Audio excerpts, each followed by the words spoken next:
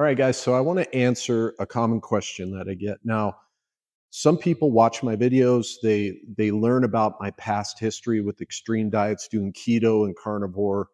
You know, I was very militant about it, but I ended up experiencing very high fasting blood sugars into the diabetic range. My sleep sucked. I couldn't sleep that well. Hormones were off. Was cold all the time. So I started experiencing these side effects. And basically, the moral of the story is people want to make carbohydrates the villain. That's not the case. It's okay to have some carbs. In fact, it's a very good thing to have some carbs. Where people go wrong, where I went wrong, is adding carbs back in. If you're at that point where you're frustrated with these extreme diets, you want to add carbs in, but not do it to where you're going to add a bunch of weight or have issues. That's what this video is about. So I want to hop into it. These are just 5 guidelines, I guess. If I were starting over, this is what I would do. Number 1 is you need to go extremely slow. Okay. I'll talk about what that means, but the reason you need to go slow, one of the truths of reintroducing carbohydrates is if you go too fast, too much, you're going to end up gaining weight. Within a year of adding carbs back in, I gained almost 35 pounds, but I didn't follow what I'm going to tell you. So if you can avoid the mistakes, you can avoid some of that weight gain issue that is inevitably going to occur if you go too fast. So again, I'll talk about how slow is really slow, but that's something that you want to keep in mind. Okay, so you're going to have to be very patient with this process.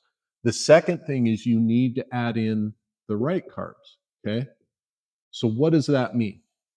Depending on how long you've been keto or carnivore or whatever your extreme diet has been, there are certain carbohydrates that are going to make the process easier.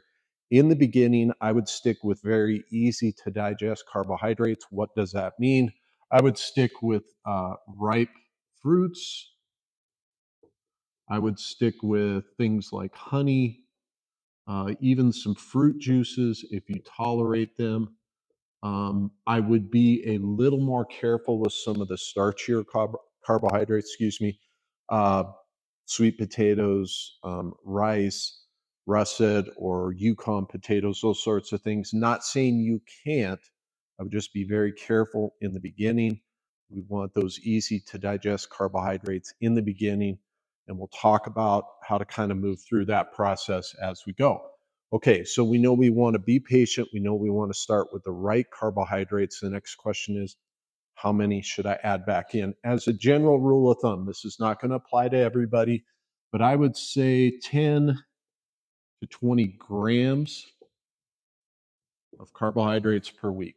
Okay, now when I switched over, I went from about 20 to 30 grams of carbohydrates, maybe most days, and within a week or two, I was up to 300 grams of carbs a day. Huge mistake. I should have followed this.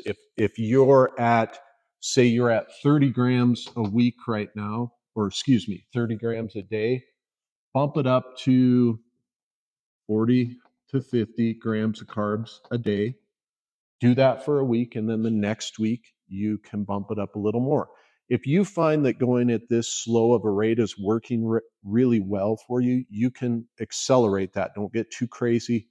Again, we want to go slow, but that 10 to 20 grams of carbs a day per week is a good starting goal. If things are going well, you can ramp it up a little quicker. Okay, the other thing you need to do is you need to listen to your body. What does that mean? Well, okay, how are you responding to the carbohydrates? If you added potatoes in, how are you tolerating those? So you're going to have to kind of be receptive. I wasn't very much in the beginning. I saw the weight creeping up, and but I felt so good adding carbs back in. I was craving carbs, but I added them too fast. I should have listened more to my body. Saw that I was gaining a ton of weight and backed off a little bit, but I didn't. It's going to be different for every person. Some people you're going to be like, I feel good. I'm going at the right rate. Fine, keep going. But you're going to have to be very careful about listening to your body. And then the last thing is you're going to want to adjust. Okay. Again, going back to my story, if you're gaining weight at kind of a breakneck pace, obviously you're going to have to back off. If you find that your blood sugars are a little wonky, you're going to have to back off. A lot of people have this idea that carbohydrates are the problem, insulin's a problem. That's not the case. What may be going on, just kind of as a side note, if you've been doing keto or carnivore for a long time, part of the issue is you are metabolically inflexible, meaning you're going to have a tough time digesting and processing carbohydrates in the beginning. You kind of have to train your body to do this. Again, that's why we need to go slow. I was extremely metabolically inflexible. I had done these extreme diets for a decade or more. So I just went too fast. So keep these things in mind, you guys, as you go along. I have other videos out there. Carbohydrates are not the issue. Okay. I'll do more videos on this if that's helpful on specific questions you guys have. Also, keep in mind, I go into a lot more depth. I talk about some other things, non-drug, non-surgery things that have helped me that are natural. It's a free checklist. Just go to my website, links in the description and the comments. If that would be helpful for you, make sure to go grab that. I hope this was helpful, you guys. Just remember, carbs aren't the enemy. Go slow, listen to your body, and at some point, you will have a nice, well balanced diet. You're going to feel better. You're going to sleep better. You're going to move better. Overall, just a better state of health. So, see you in the next one.